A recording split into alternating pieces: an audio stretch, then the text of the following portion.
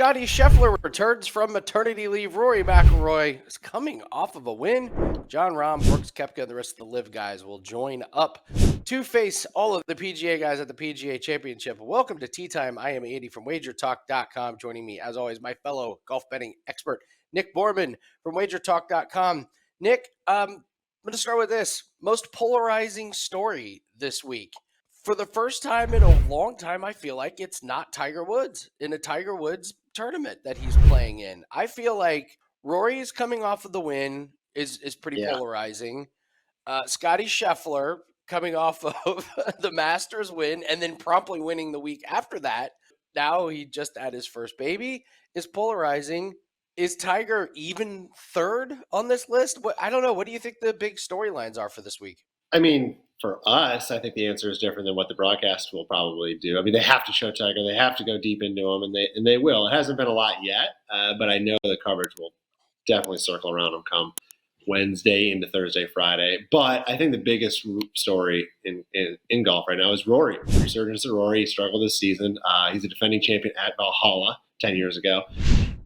One back-to-back events. He forgot the Zurich where he carried Lowry, right? So he's won his last two. Oh, my gosh. That's – I think that's the bigger story that the PGA should focus on. I mean, Scottie is Scottie. He's not on the level yet of Rory, right? I mean, Rory's been – think about this. Valhalla, 10 years ago, he won this thing. And he's still one of the best players in the world 10 years later. I mean, that level of just consistency for that long a period of time just speaks a lot to his ability and where he's been and how good he's been. I don't want to say how good he's been, but how important he's been for the game. As being, trying to be that next guy after Tiger, which obviously do. But I think that's the biggest story is Rory. It certainly got my attention. And I'm like, man, he actually is playing kind of well now. He was a complete fade for us for a while, but now it's like, all right, you got to pay attention. So I think that's the big story. Yeah, I mean, you could also throw in Brooks Koepka trying to defend his title, but I don't know, based on how bad he was at the Masters, that's not very that's not me. Did you even know that he won the last live event? Did you even know that? Does anybody know that? It was over. I found out 3 days later. Yeah. Jon Rahm, I mean, after his performance at the Masters, I don't find him that polarizing. My sneaky storyline that could be pretty good is what if Ludwig Aberg is up near the leaderboard again? I love Ludwig. Yeah, I feel like he might be the sneaky, fun storyline that just kind of comes out of nowhere. He kind of took us by storm at the Masters, so I feel like a great performance from him. That could be a really fun one as well. And we'll get to it. I don't want to step on your toes, but your outright winner for this week is another potential great storyline. I love that. So we'll talk about him a little bit later. So we're going to give out an outright winner. I'm going to give out a big name guy who I think he's going to miss the cut. We'll do that in players that can trip you up. We'll do some DraftKings darlings. Oh yeah. We'll do a top finishing position as well. But first, Nick, let's get into the course. Valhalla here. This thing's a beast. It's an absolute monster. It is definitely set up for the long hitters, as a lot of these PGA Championship courses are. Even though they play these PGA Championships at different courses, they all do kind of share very similar characteristics.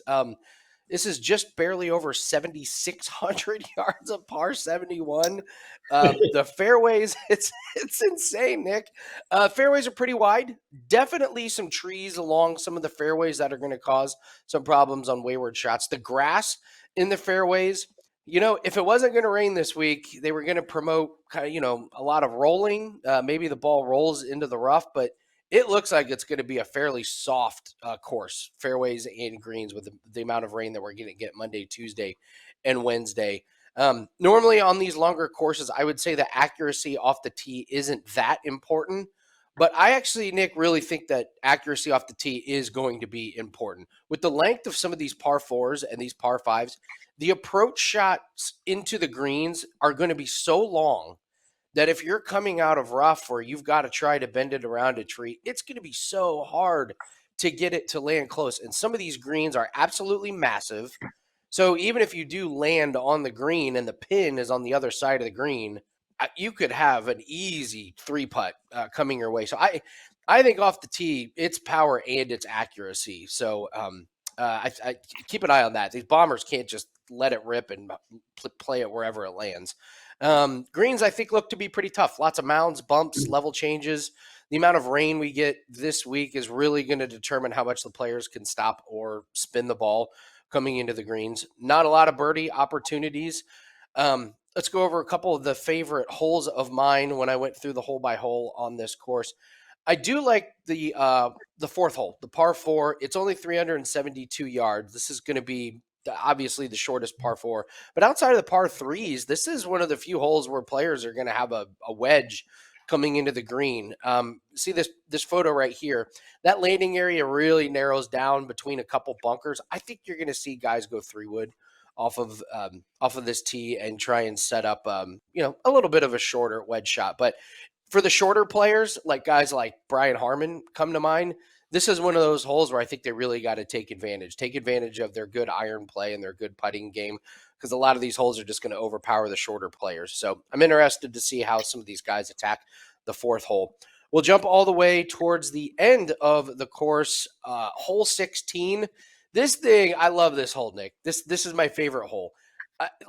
This is one of the fairways that's a little bit tighter, and there's just trouble all around. Like, if you put this in the rough and you do not put it in the fairway, you got trees, you got rough, you got all kinds of disastrous things in your way coming in for the approach. So when I look at this, it's over 500 yards. They can't really, I guess you could use 3-wood if you're really worried about accuracy, but here's the thing. This green is a big one. So just getting it on the green doesn't necessarily mean a par. I think this one's going to play really tough. I think it's going to be one of the toughest ones. I would expect most guys to be playing this one over par when all is said and done.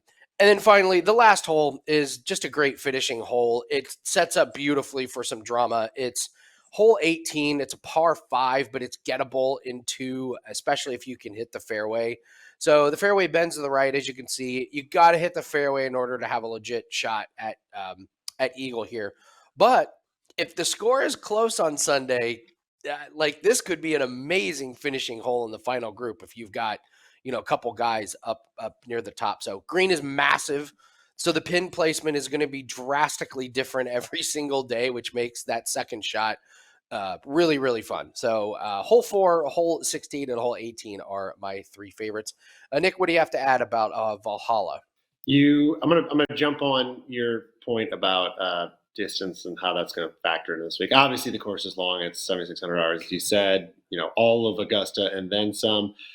It could play longer with softer conditions, as you mentioned. Tuesday and Wednesday going in. Right now, there's scattered thunderstorms both days, so that definitely could have a factor on it playing longer. Also, a little easier, as you said. Typically, softer conditions, you're not worried about the rollouts and balls rolling through the fairway or off the green, whatever. So it'll be interesting to see that. But just in general, you mentioned, it's distances here, but you made a point about accuracy and how important that is. The rough is long. If you go back 10 years ago to the last time it was played here, Rory obviously was the winner. He was fresh on the scene. He was a bomber. The game that we know today was not the game it was back then. They've added 150 yards roughly to the course since then. Not a crazy amount, but something to try to keep up with the times that have changed. And the players that have come along and really changed the distance game since then. I mean, you look at the list, there was 34 players that played in that year that are in this year's field. Rory obviously is there. Tiger obviously there. Koepka was his first PGA Championship 10 years ago. So he's going for his 4th win. Obviously, he's had success there. But guys like, obviously, Scottie Scheffler, Jon Rahm, Justin Thomas, Morikawa, Hovland, Zalatoris, Bryson, and all his length. These guys weren't even around. They weren't even on the circuit yet. So the game was a lot different back then. And when it goes to distance, it's interesting to see if this is what happened back then. I wonder if it's going to play out this year. So of all the courses in rotation that particular year on the season, Valhalla ranked as the 11th shortest average driving distance, which is kind of interesting, knowing that the course was long even back then at almost 7,500 yards.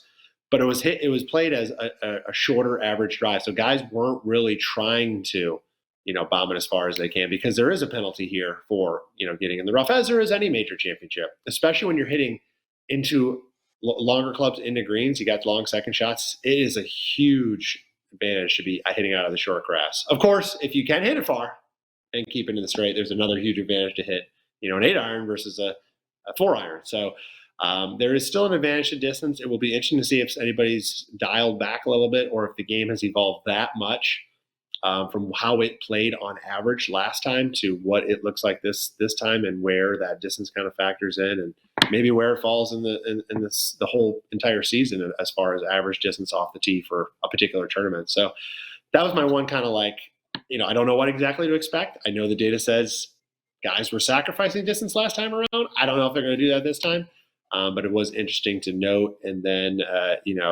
it's a Jack Nicklaus design. It's tough. It's, the greens are fast. The rough is thick.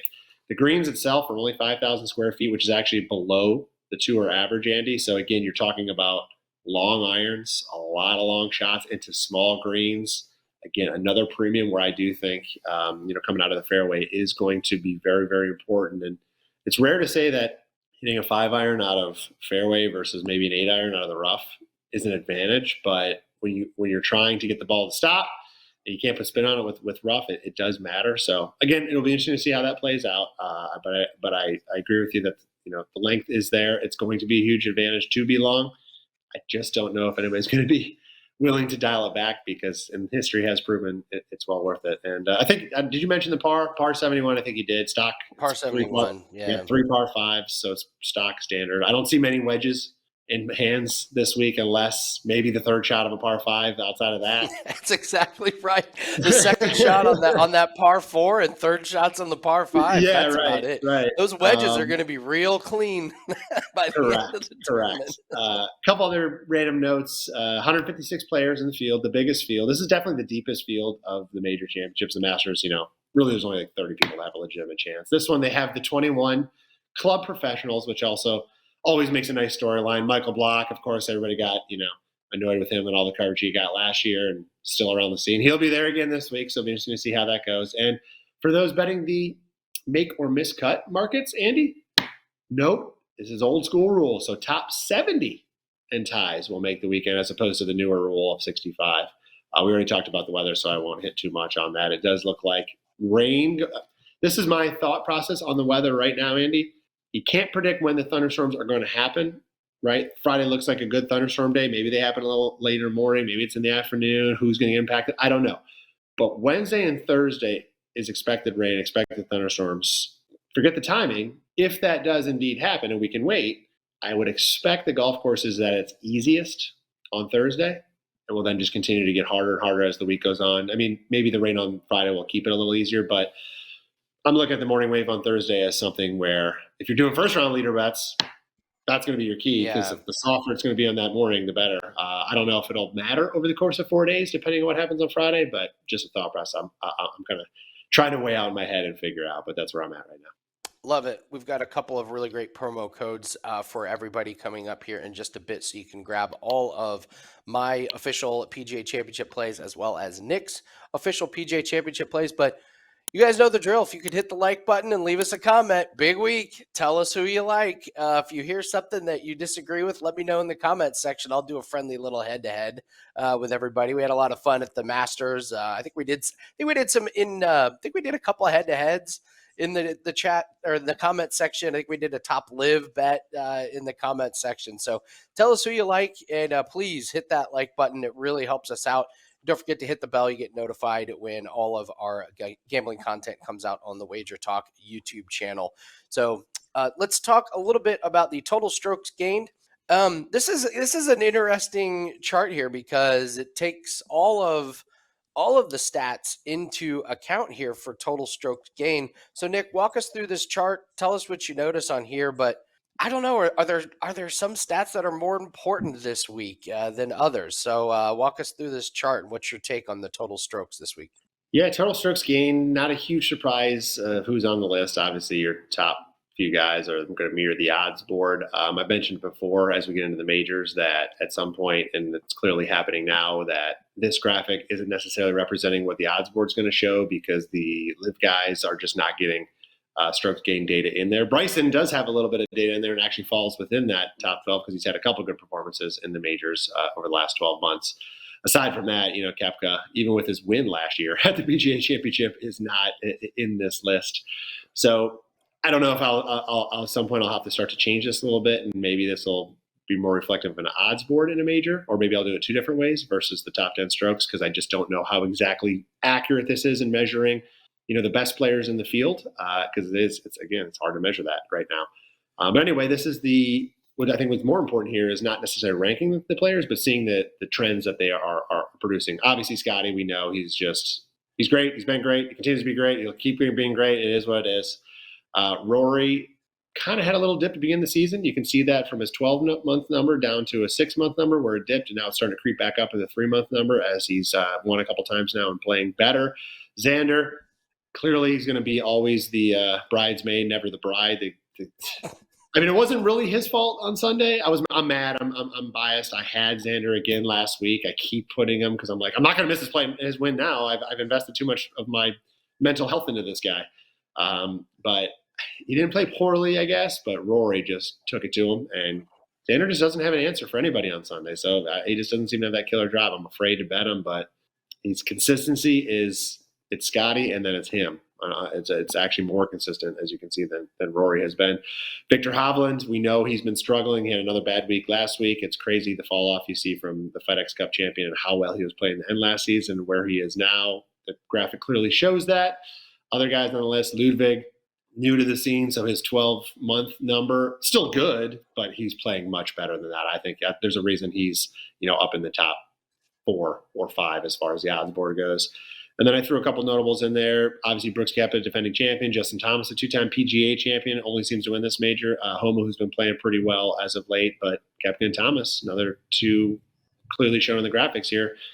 They're kind of in a little bit of a funk right now. So it's hard for me, at least, to want to bet the guys on the short-term scale that aren't in the best form. But as we all know, these guys are skilled enough where they can just turn on a given week. Doesn't mean they can't win. And Justin Thomas at 55-1 for a 2-time PGA champion isn't the worst number in the world, Andy. It is kind of attractive, but I am a little hesitant to pull the trigger on him. But that's your top 10 for this week. It's one other note I'll make is the official Golf World ranking is the column on the left. It's just so funny to see 1, 2, 3, 4, 124 for Bryson DeChambeau. And again, another reason. Oh, and by the way, clearly looking at that screen, that is not Bryson's brother, Brian. That is Bryson. I just can't stop. I didn't even notice. That's funny. That's the list for this weekend. That's great. This is it's a split personality, Brian. Great work on total strokes gained. All right, let's do players that can trip you up. These are players that I think are overpriced, overvalued, and I think people are going to be betting on them. And I'm here to warn everybody. I think they might trip you up this week. We've got some names that you might recognize from the Masters. Going with Jon Rahm as my number 1. He was in this category in the Masters. He finished 45th, well below value. I just think he struggles again. When he came over for the Masters, I get that everything surrounding him with the defending champ and the dinner and everything, that he just put so much pressure on himself. He was really searching, made some really bad, dumb mistakes mentally on the course, and it really, really cost him.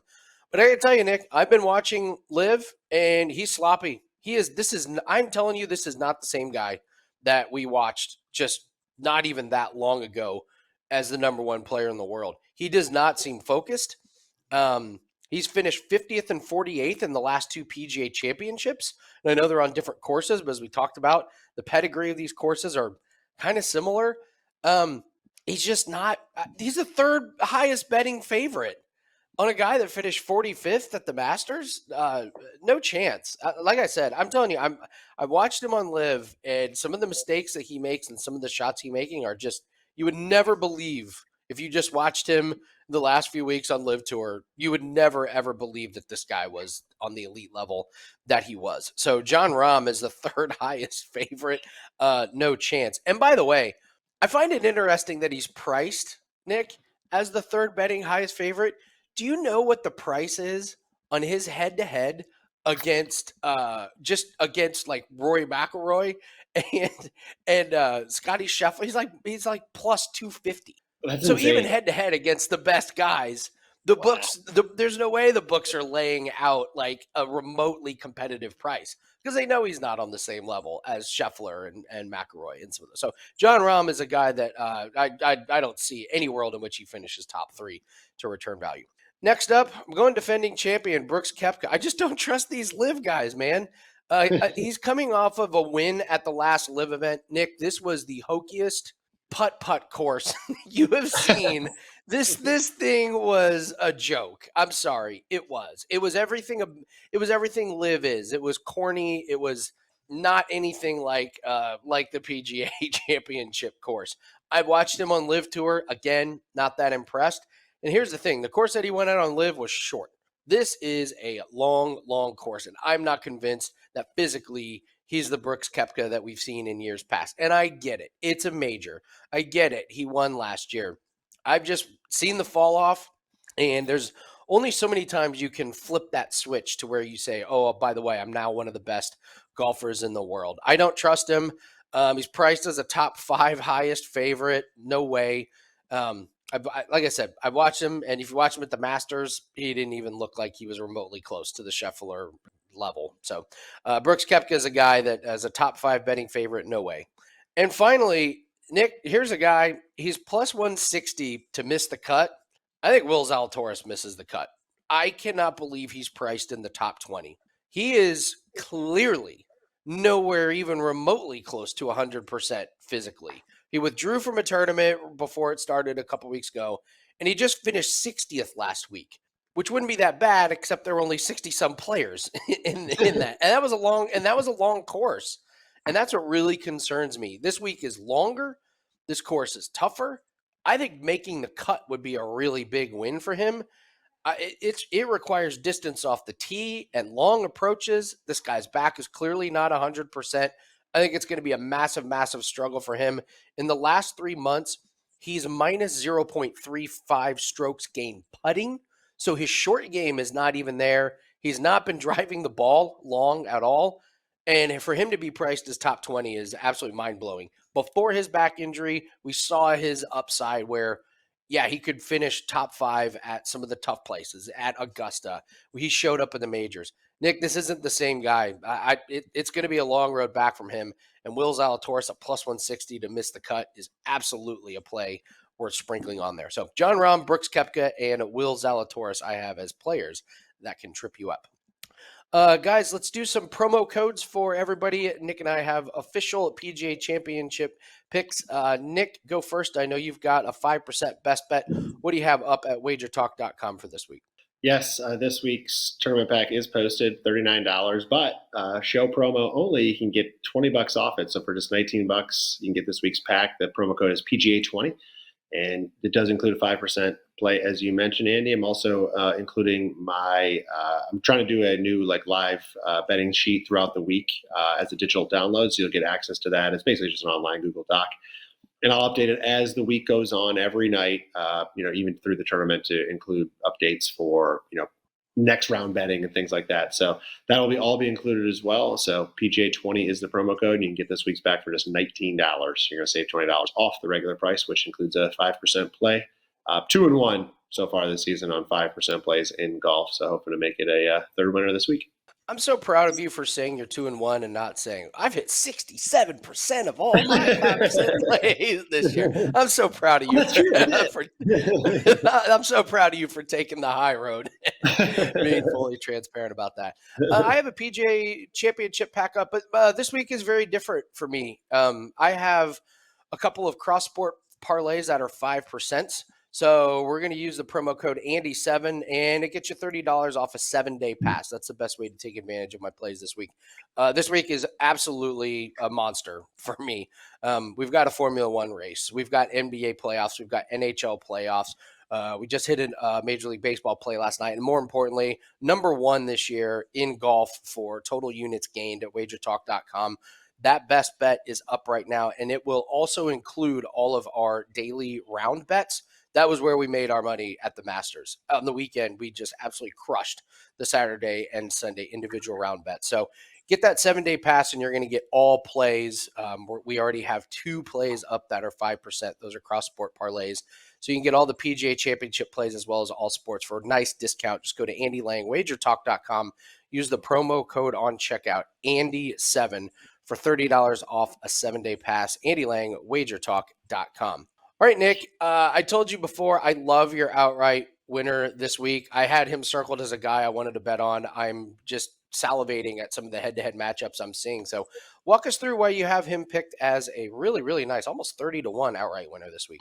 It's been a long time, Andy, since I've bet on DeChambeau, but I feel after what we saw at the Masters, I like just how he handled the media. I mean, they talked about that a lot in the post-round interviews and the live from the Masters that was going on about just his attitude. I mean, it was completely different than the cockiness he was, kind of exuding in years past. So that alone, I mean, golf is such a mental game. I just like the way where he's at with that. He's kind of had the last two starts in the Live, forgettable, if you will, tied for 26th and tied for 27th in his last two starts. But I'm not really worried about that. I feel like that's only kind of made people, I don't want to say forget, but slightly fall down the radar a little bit and maybe add a few cents to his price this week.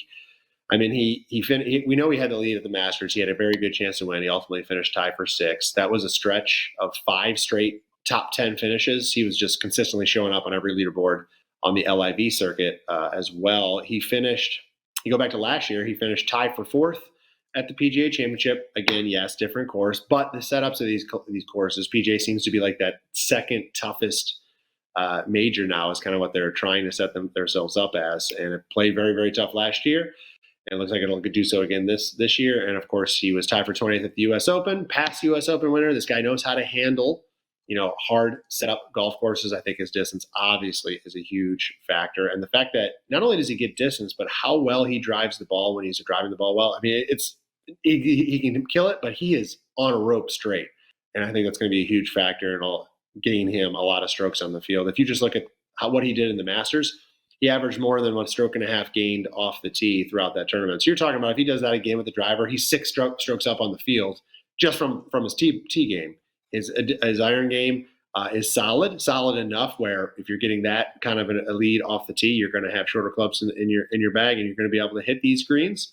So I expect him to keep his iron play going, and I know his driver will keep going. His putter can be pretty solid. His short game does leave something to be desired. So as long as he can keep the ball on the short grass and then hit a lot of greens, it shouldn't come into play too much. But I think he's just going to have a big head start on the field from his off the tee game, because again, we know he hits it long, but the guy's very accurate with that driver when he gets into a groove, and we've seen him in a groove, and hopefully it'll come out this week again. But 28-1, I haven't bet on him in a long time. I feel like the price is right, and he's just kind of a guy that has my attention, and I think he's going to play well. If he ends up winning, I don't know, but if you want to back it up with a top 10, top 20, something like that, feel free. But I really do think he's going to have a chance on Sunday. Just to piggyback off. I've watched him on Live, and you should not be concerned about his finishes. Here's why. Of all the bigger name guys that went over there, he looks the most comfortable with where he is at in his career. And I don't want to get too philosophical here, but I've so enjoyed the Bryson DeChambeau journey. What a crazy journey this guy. I mean, this guy was looked at as the nerd, protractors and all this stuff. And then he has a little beef. And now he has a little beef with Brooks Koepka. Not a little, it's a big beef with Brooks Koepka. And I thought Brooks Koepka was acted like a bully and Bryson was minding his own business. And this move to Live has been really kind of refreshing. He's building up his YouTube channel, which is fantastic, by the way. Bryson's a born entertainer. And I feel like this is the first time we've really seen him just flourish. He's done a bunch of videos with a friend of the show, Paige Spronick. You've seen those. When he's out there on Live, when I watch him, he gets it. He knows about Live. He's not really competing for the win. He's entertaining. He's having fun. But at the Masters, I watched him. He got dialed in. He got his competitive juices back. And I love the free-flowing nature and how at peace and calm he is. I really think he's found just really his niche and his groove in this sport. So I wanted to bet on him in head-to-head matchups. I'm so staring at I'll tell you what, put in the comments section, who wants Brooks Koepka versus Bryson DeChambeau? That's a matchup that's on DraftKings. It's basically even. Brooks is minus 120. DeChambeau. I'll take Bryson DeChambeau over Brooks Koepka. So if you want to do a friendly little head-to-head in the comment section, let me know, because I think Bryson's in a much better place than guys like Jon Rahm and Brooks Koepka is. So I really, really like that one, Nick. DraftKings darlings, great week for DraftKings darlings, especially with the cut, like you said, Nick. We're getting a few extra spots here with that top 70. We'll start with Mr. DraftKings darling himself. Last year was Eric Cole, who is the MVP. Taylor Moore is definitely number one. Moore is killing it. Like he is. He's made every single cut this year. He's above average in driving distance, which is going to help him make the cut again this week. His putting is his only weak spot, but even that, he's plus 0.04 total strokes gained in that category the last 3 months. So it's not a disaster. Listen, I get a guy who's made the cut every single tournament, and he's 6,200. Absolutely, he's going to be in my lineup. So Taylor Moore, 6,200, always undervalued this year. So I will start with him. Denny McCarthy at 6,300. Nick, he just keeps performing well. He's made every single cut this year. He's above average in driving distance, which should help him. His putting is insane. Here's the thing. His putting is ridiculous. It's absolutely ridiculous. You cannot figure out why this guy putts so well, but this is now just a huge sample size. He just does. So we just know we're going to get that. I loved that he performed well last week on a long course. Not really his MO, but finished sixth last week. So I love that. He's made the cut 11 out of 12 tournaments. So give me a guy that can putt real well, that played well at a long course last week at 6,300. And then short-term results, Ben on here at 7,800. It's very, very short sample size, but the last 2 weeks he's finished fourth and third in back-to-back weeks. Finished third last week again at a long course. I think it sets up well. He's been inconsistent this year, so this is a pretty big roll of the dice. I just need him to play really well again for one more week. So third and fourth the last 2 weeks has been on. So those are my DraftKings darlings. I have a free digital download article up on my profile page. It's got the rest of the DraftKings lineups. And, Nick, I will tell you, Bryson is in it. Bryson DeChambeau was one of the guys that made the DraftKings lineup. So let's take a look at a finishing position. This one came out of nowhere. Nick, I did not expect this one. So let's talk about Mr. Sepp Straka. What do you like about him this week? Yeah. First of all, that is your best DraftKings darling list you've done this year. Yeah. Oh, thank you. Give you credit there. I like all those guys for top 20s. You got Ben On's better than 2-1, McCarthy's better than 3-1, and Moore's 5-1 on top 20s. And I like them all to have a chance with that. And here's another one. I'm kind of in that similar price range. And for a lot of reasons you like those guys, I like the Austrian Sepp Straka this week. He's been red hot. And I feel like this guy just when he gets into a groove, and he stays there for a while. And then he falls out, and then you don't hear from him for a year and a half. But he's in good form right now. He's got 4 straight top 20s and 5 of the last 6 top 20s. And we're not talking little events here, Andy. We're talking designated signature events and majors. So he finished tied for 16th at the Players, tied for 16th at Masters, tied for 5th at the RBC Heritage, tied for 8th at the Wells Fargo Championship. If you're putting performances like that, you are playing against the best players in the field on tough golf courses, tough setups, and he is getting it done. He's not really known for his distance.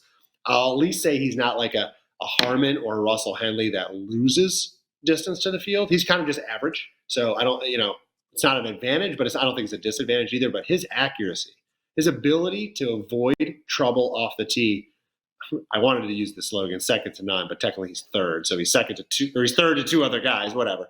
But he hit 78% of fairways this season, Andy, off the tee. So he hits that driver great. I think it's going to be huge again this week. I mentioned that in the course preview of having a iron shot out of the fairway when you're hitting 6 iron, 7, 8, not 6 and 7, but 6, 5, 4 or longer. I think it's going to be huge for him.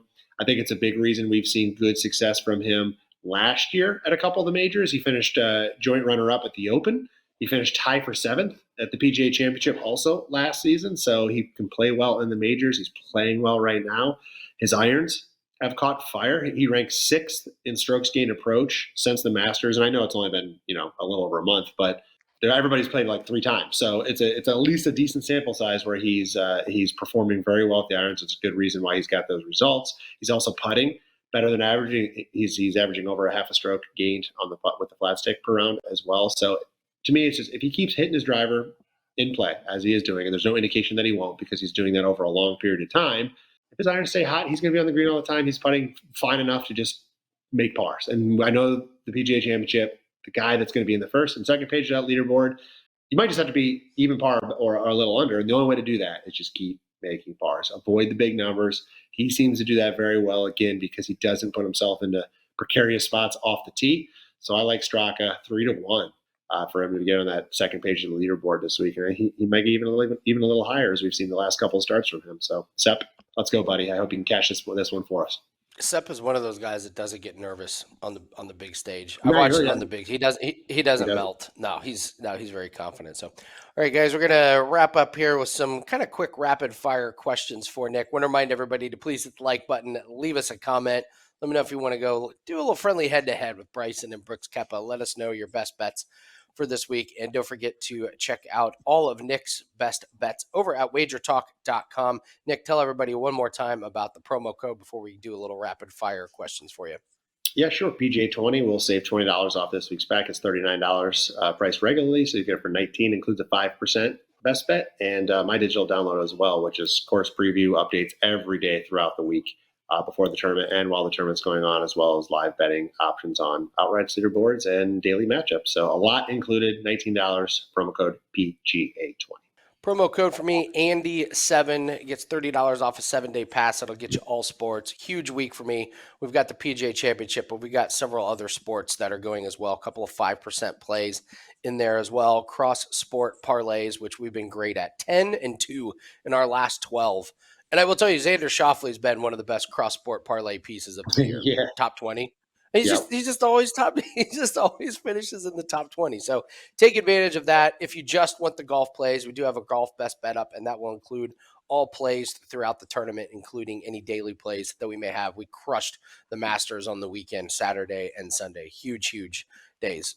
Albeit most of them are betting against Tiger Woods, but still. So, all right, Nick, let's do a few little questions here. I mean, speaking of which, the books are not giving us anything to bet on with Tiger Woods to fade him. It's only like, will he have a bogey-free round? Yes, 9-1. You can't fade him. The only way I can find to fade him is one of the websites has Phil Mickelson versus Tiger Woods. Phil's minus 138. You want Phil, or are you staying away? It's funny because we previewed this matchup at Augusta, and I was like Phil all day, and of course it started off where Tiger was great the first 2 days, and I'm like, but as we knew, the longer they play, the more the days, the more everything catches up to him. He faded. It's that simple. I mean, it's Phil. I don't care that he's 50. What is he? 52 now? 53? I don't even know how old he is.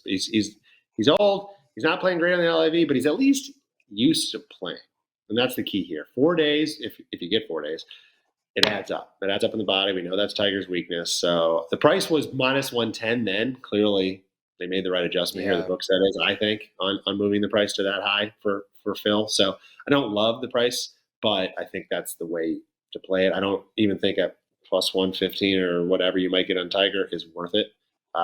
So I would go Phil. Unfortunately, I hate to say it because I love Tiger, but I would the other thing, Augusta's like Tiger's favorite place. He knows every inch of every green on that play. So like he always just seems to play good there. So I'm with you. It's Phil. All right, quick game of who do you trust? Okay, just quick answers. Who do you trust? Ready? Xander Schauffele. Do you trust Xander Schauffele? To what? To win? No. To top 20? No, just trust. Okay. All right. Do you trust Collin Morikawa? No. Do you trust Patrick Cantlay? No. Do you trust Max Homa? Of the ones we've said so far, the most, but not fully. But so far, the best one you gave me an option of. Wyndham Clark. This one's even harder. He's got potential. He's got so much potential. His price was hanging back for a while, so it was easy to bet on the potential. His price is now not. It's kind of up there. So if you're just looking at it from a value standpoint, no. Ludwig Abear. Yes. Isn't that amazing? Mm-hmm. It's crazy. Mm-hmm. Yeah, I trust him. And you're right. The point I was making with this was, you look at guys like Scheffler and Rory, and I'm trying to think, when was the last time we were in a situation where I really only trust two guys to really contend for the win this week. I don't trust.